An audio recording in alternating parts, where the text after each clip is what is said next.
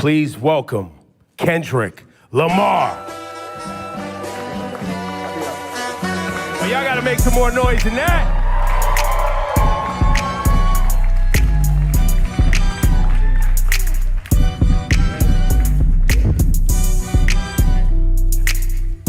Good morning. How you doing? You know, Kendrick, it's a little bit surreal to actually see you in the flesh because you've always made it a point of just letting the music speak for yourself, which is something I really respect. But the spotlight has been shining so brightly on you for the past few months. I've just been wondering how you've been processing behind the scenes, how you've been feeling about everything happening, all the success. It's just really just I want to look at it like it's just a continuum of who I am, really. I've always stayed to myself. I've always been in my own bubble, whether it's with the fam or whether it's training. How I process it all is just I continue to do what I was doing 10 years ago, and that's like it better in myself, better in the craft, and not look at it as bright lights, you know? Mm-hmm. And it may sound cliche, but it always worked for me, even when I was younger. You know, playing sports or being in the forefront of presentations and stuff like that. It was like, I gotta look at myself in the mirror rather than looking at it as a crowd or, you know, fame and attention. So now, early days of your career, you know, Section 80 days, even early mixtapes, and you perfecting your craft as an MC. Did you ever think we'd be at the Super Bowl with this? I wasn't thinking about no Super Bowl. You never thought about the Super Bowl? I wasn't thinking about no Super Bowl for sure. We was thinking about the best verse and how we gonna split this $5 at Church's Chicken or something like that. It wasn't no Super Bowl. Going to the studio and getting a meal. But I think, well, what I know is the passion I have now is still the passion I had then. And I think that carried on to the Super Bowl. So it was all about being present. As long as I was present in the studio and present in whatever that line was or whatever that mistake was, rapping or doing the hooks or choruses or whatnot, I was present in that moment. I felt that passion. I think being present and not actually foreseeing everything kept me in the grounded state of mind in order to be at, you know, big stages like this. That was a lot what this year was about too, right? Like you I guess, you know, you took it and put it on your back and you felt like a line needed to be drawn, right? Was that your intent when you rolled out this year? Was like, yo, I'm drawing a line. Like, this is what it is. My intent was to always keep, I think from day one was to always keep the nature of it as a sport. You know, I don't care how motherfuckers look at it as far as like, as a collaborative effort, you know, that's cool too, but I love when artists grit their teeth. Like, I still watch battle raps. I still watch Smack URL from Murder Mook to Lux to Tay-Rock, you know, my bro Daylight. This has always been the core definition of who I am, and it's been that way since day one. So I don't think it was a thing for this year. It was always just a continuum. And what I will say about this year, it was more from a space where I think a lot of people was putting rap to the back, and you didn't see that. You didn't see that grit. You didn't see that bite anymore. So I always took that in consideration in going into any type of my music. That's interesting. So I hope this makes sense, right? You know, we've been following your journey for about 15 years, and you have been so consistent in the messaging and the focus, like you said, and you've always moved with integrity. So in a lot of ways, I feel like we thought we knew exactly who you were as an artist in a positive way. And then last year, it felt like you unlocked a whole new dimension for us. But that person, like you said, was always in there. But I'm wondering, do you still surprise yourself sometimes? Did you surprise yourself last year? Or was it just us, the fans, with our jaws on the floor, just stunned? That's a good question. Surprised myself? Nah, I don't think I surprised myself, because this, for me and for my partners that's been around me since 2005, 2006, like my brothers, they know my personality, they know my capabilities, even when it, you know, wasn't presented to the public at first, right? So this is just like a revolving door of what I've been doing in Carson Studios, at the homie garage, or my brothers at TDE, or just anybody around the city of Compton in LA. It's just magnified to the level where I've progressed it and you know, did enough hours to know, okay, I know where to place it now. I know how to make it connect with people. It feels like each album, too, getting to this point was like, it was an album for the culture, and it was an album for the critics. You know what I mean? And then it was for the critics, Yeah. and then GNX comes along, and it's like, nah. This is an album for anybody, everybody, and anybody who want it at any time. And you brought that energy, and the energy you brought on GNX was an energy that I don't think was really happening in hip hop. Like, it's a Public Enemy level energy. It's a Ice Cube, America's Most Wanted energy. For sure. Like, it's a classic, you know, timeless energy. Talk about your headspace between Mr. Morale and this GNX. Yeah, no, that's great. Go back even further, man. Speaking on that energy, like it's my cousins was like DJ Quick, you know, and Dre, you know, these folks that my people was playing. So I always had that DNA. And you know, you heard that DNA a little bit on Good Kid, Mad City, but I wanted to tell my story first, right? And fast forward to GNX, I felt it was just a perfect time because not only the energy was lost, but it was an energy that was bubbling inside of me as well. I wanted to go back to the forefront of just the bite and just the grit of rap, just all raps and hard-ass beats. And that's like the basics for me. I thought about, damn, what I used to like when I was a kid. Hard raps, good beats, that's smacking, right? And it was a great transition from Mr. Morale because that was my most intimate. I wanted to go inside of my own psyche and my own personal withdrawals and see how it connects with the public and who can relate. So during this time around, I think it was necessary of coming out of that cocoon and feeling like, okay, I arrived now. I can spread my wings and show every state of who I am as far as Kendrick Lamar. And you really did spread your wings. I mean, you just came off a huge Grammy wins. You walked away with 5 awards, and you won Not Like Us won for Song and Record of the Year, which in itself is remarkable. But I think for people who love and respect hip hop and the roots of this culture, the competitive spirit of it, it has been a little bit mind-bending that you created this massive cultural award-winning anthem out of a battle rap song. And how is that something, after you got off that Grammy stage, you got home in some quiet time, what was going through your head? I was just thinking about the culture, really. It's always that for me first. I'm not even bullshitting with you. It's like, when people talk about rap, man, the conversations I hear, they think it's just rap and it's not an actual art form. So when you put records like that at the forefront, it reminds people that this is more than just something that came 50 years ago and like kind of like belittle it. So I love to see that it gets that type of recognition for just straight raps, from awards to the billboards, all that, because this is truly just as big as an art form and a genre as any other genre. So that's what I think about, and I feel accomplished being able to do that. You know, whether somebody else come behind me and do it again and quadruple it, I love to see it. If that was my purpose to do that, then that's exactly what it was for that particular moment.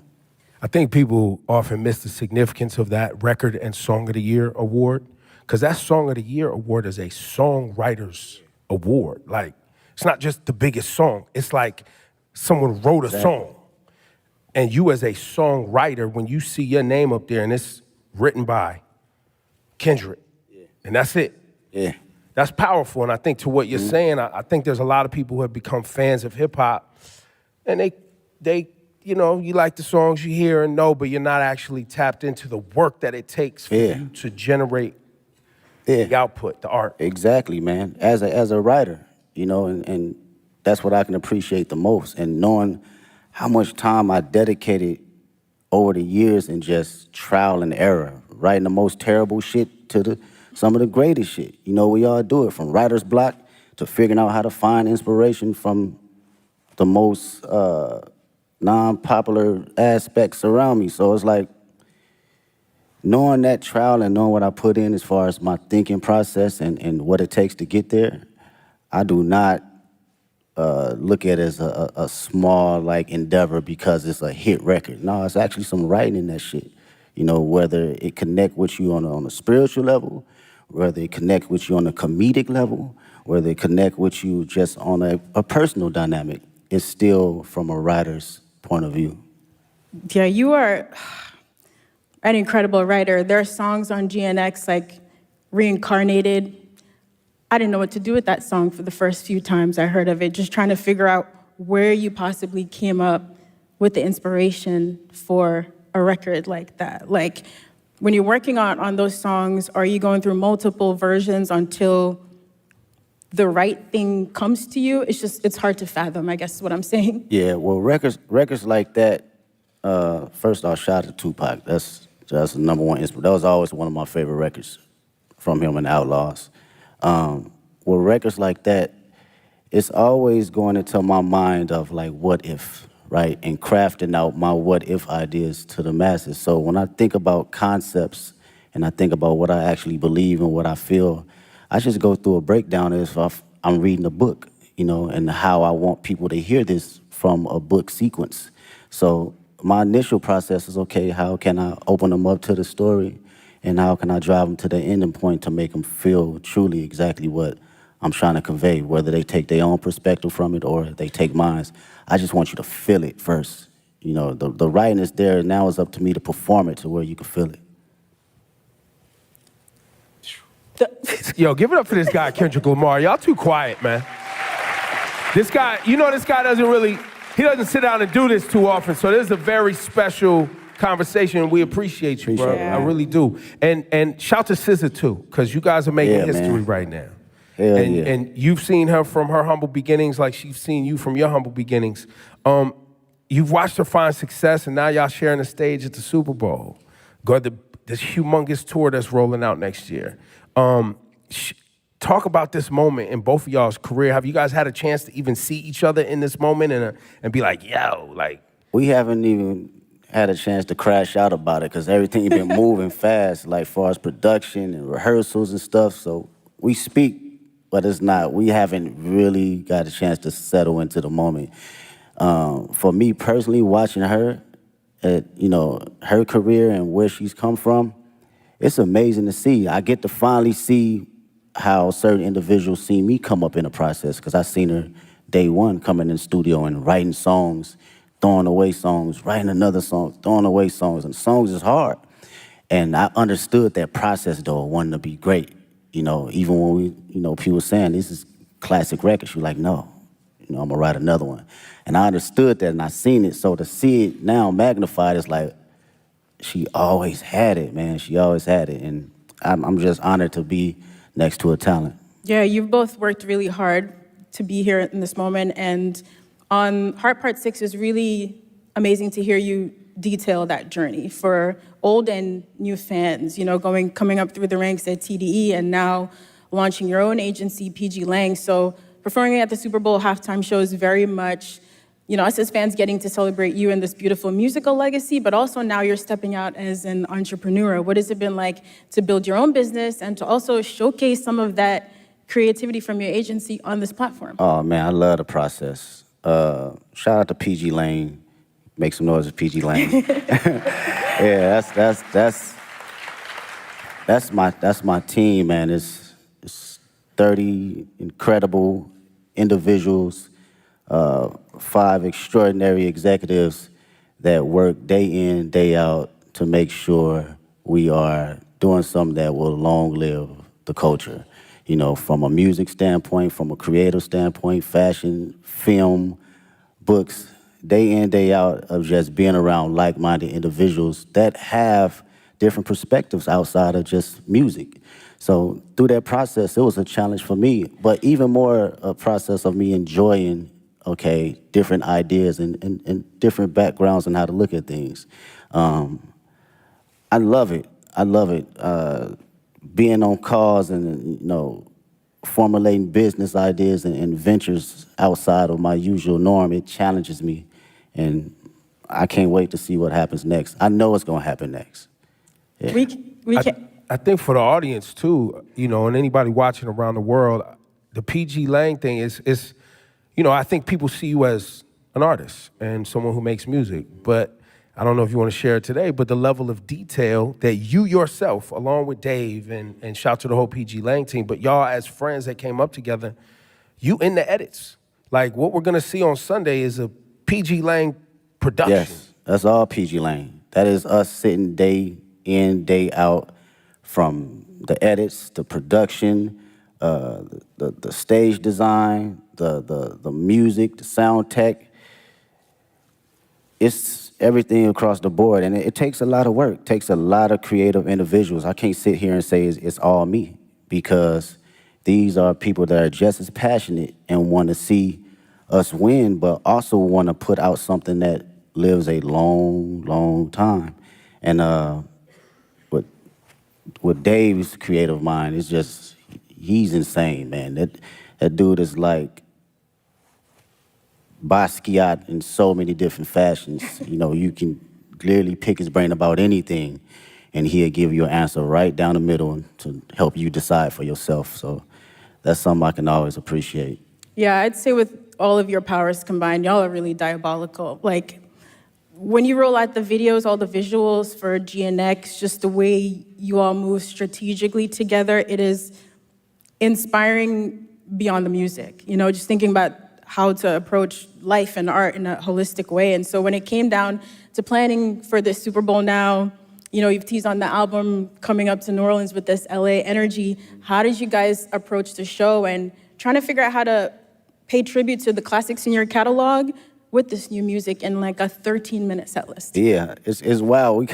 Mr. Morale's like an hour and 30-minute tour, so it's like you gotta smack the shit down all the way to 13 minutes. It's kind of wild, and it's interesting because it lets you know kind of where you at and your perspective on how you think about catalog and the music. For me, I love being present. I love being present, man. It's my favorite. It's very hard for me to live in the past. It's very hard. I respect the past wholeheartedly, but being in the now and being just locked into how I feel and the energy I have now, that's the LA energy for me. That's something that I want to carry over to New Orleans and for the world to see. This is me, this is Kendrick Lamar, 37 years old, and I still feel like I'm elevating. I'm still on the journey though, you know? And I want that energy to, you know, ooze out into the televisions and to the people that's in that building. Well, and on that, you know, the connection between Black culture and New Orleans and how important and shaping our ancestors were in this town, music, jazz, all that. You always put our culture and Black culture at the forefront of your brand, your music. Same thing in LA. A lot of our family members moved out to California from the South for new opportunities. Man, what? So there's a big connection between LA and the South. So when you say you walked in to New Orleans with that LA etiquette and all of that, I don't know if people really grasp that, but you got to be feeling that energy. That's a bar. Like when you are out ready on Sunday to do your thing. That's a bar. It's crazy, bro. Out of all my friends, LA, us growing up, all our grandparents either from Louisiana, Texas, Chicago, like, period. So our dialect and how we talk, it gauges from like the South and like the Bay Area. So like going to the store, we say finna. I'm finna go to the store. Like that's some South shit, you know what I'm saying? That's not no LA, right? So that energy right there and you know, making that correlation, it means a lot to me for people to understand that. And the culture and just being Black, I can't help that, man. It's just not something that I think about or even try to like go, I'm Black. Shit, it's just go. It's in you, it's not on you. Yeah, it's gonna come out every time. I can't sugarcoat it. You know, I can't downplay it. I'm at a point in my life, I can't necessarily fake the funk for nothing. And I've always had an essence of that, but you know, you have kids and shit. That shit's like, I have to be who I am authentically. And if, you know, the world can't accept that, then so be it. But who rocking with it, I'm gonna put it all the way out there, you know, whether it's in private or whether it's on the main stage. Yeah, I don't think a lot of people and a lot of artists stand in themselves as authentically as you have. And I think one of the questions we've all been wrestling with over the past few months, watching you and the way you've moved, is really what is the role of an artist? And I think lots of people have very different definitions, but young Kendrick, again, back to overly dedicated and Section 80 mixtape Kendrick, and GNX Kendrick, Super Bowl, Grammys Kendrick, has your idea of what the role of an artist is, you as an artist, has that ever changed? I don't think I knew exactly what my role was early on. I had maybe clues of it, but now today I can truly say it's to express myself and express things that people can necessarily say on the daily and for them to actually relate to. And come from the most vulnerable place where people can actually feel it. I think that is, for me, that's the role for me as an artist. I don't give a fuck what place it come from. I could be the most angry person on the record. You gonna feel that shit that day if you woke up and you felt that. You wanna smile, you gonna feel it, because I'm gonna make sure I'm present that particular time in the studio, in the booth, that I feel happy and I feel energized and I feel, you know, if I feel frustrated, you gonna feel it. And to carry that as an inspiration for people that's listening that may not have a voice, that, you know, I've grew up with cats, still to this day can't have a conversation. The most meanest, you know, aggressive individuals, but they can't even look you in the eye and express themselves the way they want to, so they resort to other things. And when I think about that, and I know that I have the tools necessary to communicate myself properly and effectively, I gotta do it for them. I gotta make records like Reincarnated. I gotta make records like Man in the Garden. I have to, because they feel that way, but they cannot project it. And when they hear somebody actually giving them affirmations, it allows them to speak more freely and be open, because again, I come from the same place they come from. Wow, Kendrick, we might not see you outside again soon after Super Bowl. I know, of course, you have the GNX tour. Listen, I know you also don't love doing interviews, but we are grateful. We're so grateful for all the music and the moments that you've given us over 15 years. And in the last year, your presence and your focus, it is noted. So thank you. We really appreciate it. Thanks for taking our questions. Thanks for fighting for hip hop, man. Oh, for sure. Thank you for fighting for hip hop. It is really appreciated. Appreciate y'all. And now, we have some kids that are gonna ask questions. But I got one more thing for you, Kendrick, before we go to our friend here, Hayes Adler. What should people expect to see and understand about Sunday's performance? Storytelling. I think I've always been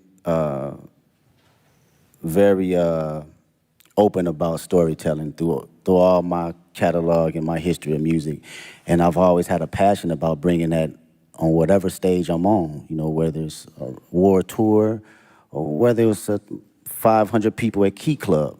I've always had a form of that. So I like to always carry on that sense of, you know, make people listen, but also see and think a little. I think this is going to be one of those performances where people are going to be digging up Easter eggs for I mean, years, that's the Kendrick years thing, to come, you know. right? Even when it's not an Easter egg, people gonna make one up, right, Ken? Hayes, this is Hayes Adler. He's got a question for you, What's up, Kendrick. man? Hi, Kendrick. What's going on? How do you prepare for such a big performance? Do you have a favorite way to stay healthy and active? Yeah, I do some laps, whether it's some sprints. If we talking about, let's go from, okay, on the physical level, I'll give you that. Maybe it's a 2-mile warm-up or a mile warm-up, maybe some push-ups, just to get the body movement. Sometimes you be out on that stage, man, you need some oil on your knees a little bit to get moving and get cranky. So physically, yeah, I'm just exercising the body, a little bit of stretching, a little bit of all that. And on a mental level, I'm usually playing some Isley Brothers just to calm not my nerves, but calm my excitement and just give it a balance, you know? So that's my prep right before I go out. Thank you, Hayes. Thank you so much. And now, Alvin Williams. How you doing, sir? What's up, Kendrick? What's up, man? I'm a little with Big Brother and Big Sister New Orleans. What has mentorship meant to you during the course of your career? And if you could thank your mentors for believing in you, what would you say? Oh man, mentorship has been everything. To be around individuals that experience every little thing that you think that you're the first person to go through it with it's a difficult task when you're a young individual because you're like, shit, you don't know what you're talking about. But as you progress and you be like, damn, he or she was right, you begin to understand life a little bit better and not be so judgmental to people that have been here before you, right? The greatest thing I would say mentors, a couple mentors that given me was like affirmation and to always give myself space to believe in who I am, even when I wasn't feeling it, right? You can accomplish so many small things or big things and you still can fall in a slump where you doubt yourself.